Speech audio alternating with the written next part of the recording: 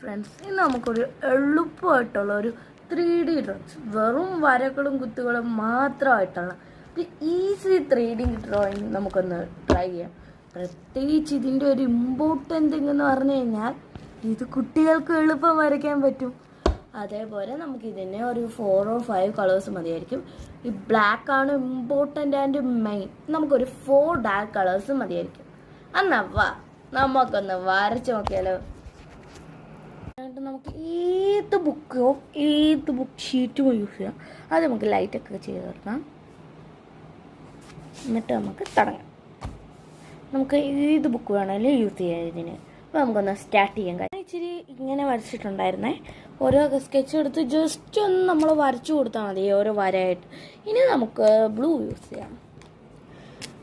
ഇതിൻ്റെ ഇപ്പുറത്ത് ഇവിടെ ഇവിടെ അതിനുശേഷം വയലറ്റ് എടുത്ത് ഇവിടെ ഇവിടെ അതിനുശേഷം നമുക്ക് ഇവിടെ ഇവിടെ ഇവിടെ ഇവിടെ പിന്നെ ഇവിടെ പിന്നെ ഇവിടെ പിന്നെ അതാ ഇവിടെ ഇവിടെ വരച്ചൊരു വലിയ വട്ടം വരച്ചുകൊണ്ട് എനിക്കിനി എക്സ്ട്രാ കളേഴ്സ് വേണ്ടി വന്നേ.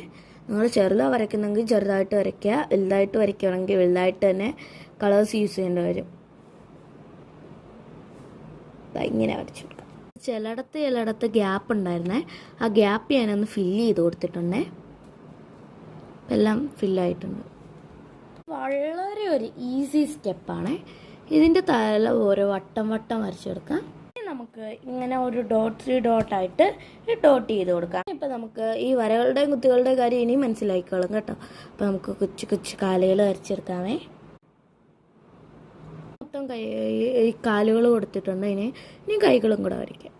നമ്മളിങ്ങനെ കൈയും കൂടെ വരച്ച് കൊടുക്കുമ്പോൾ നമ്മുടെ ഡ്രോയിങ് ഓൾമോസ്റ്റ് ഫിനിഷ് ആവും. ഇനി 3D ലുക്ക് വരാൻ വേണ്ടി നമുക്ക് ഇനി പെൻസിലെടുത്ത് നമുക്ക് ഇച്ചിരി ഷാഡോ ഒക്കെ ഇനി നമുക്ക് കുറച്ച് ഷാഡോസും കൂടെ വരച്ചു കൊടുക്കാമേ. ഞാൻ എൻ്റെ ലാസ്റ്റ് ഞാനല്ലേ നേരത്തെ വരച്ചിട്ടുള്ള ഒരു ഡ്രോയിങ് കൂടെ കാണിച്ചു തരാമേ. ലാസ്റ്റിലൊക്കെ ഇങ്ങനെയാണ് കിട്ടുന്നത്. ഇതിനു മുമ്പ് ഞാൻ വരച്ചത് ഞാനൊന്ന് കാണിച്ചു തരാമേ. ആദ്യം വരച്ചത് ഇങ്ങനെയാണ് വന്നത്.